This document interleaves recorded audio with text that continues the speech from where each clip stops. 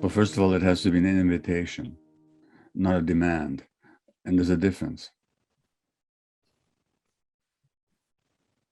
If I meet you at a dance, and if I invite you to dance with me and you say no, there's no consequence to it.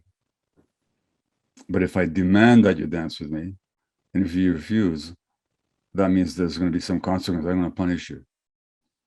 There's a huge difference in an invitation and a demand. So it needs to be an invitation. And not only the initial, is it okay to ask these questions, needs to be an invitation. You have to keep reiterating the invitation. Is it still okay? Is it still okay? The person you're talking to needs to be in the lead that way. They need to be able to gauge for themselves. Number one. Number two, you can't have an agenda. I mean, you can, but it's going to get in the way.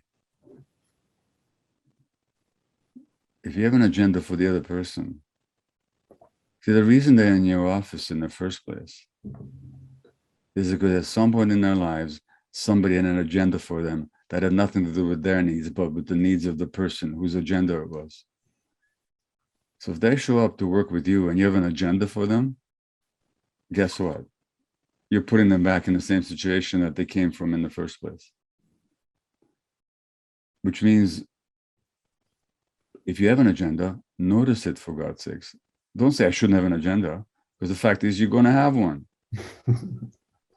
Just be curious about it. Okay, I got an agenda.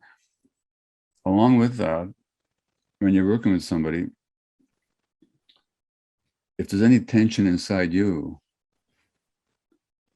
that's about you. So I always teach my students, wherever there's tension, it requires attention. Because that tension, because when we're working with people, there's that which we say, but then there's the energetic exchange that people actually pick up on a deep level, even if not consciously. If there's tension in you, you're going to transmit that to your client, unless you attend to the attention. So tension always needs attention. Finally, and also, I always ask people, what would you like to get from this exchange? Like, what is your goal? Not what's my goal, what's your goal? What you said about triggering, I'm going to quibble a bit about that. Because people may get triggered. And I got no problem with that. What's wrong with being triggered? Now think of the metaphor of the trigger. I often teach this. The metaphor of the trigger. If you have a weapon, how big a part of the weapon is the trigger? Small. Very small part. What else is there? There's ammunition. There's explosive material. There's a mechanism to deliver the ammunition. So we could worry about the little trigger, or we could actually say, oh, you just got triggered. Well, what, not that we deliberately set out to trigger people, that's manipulative.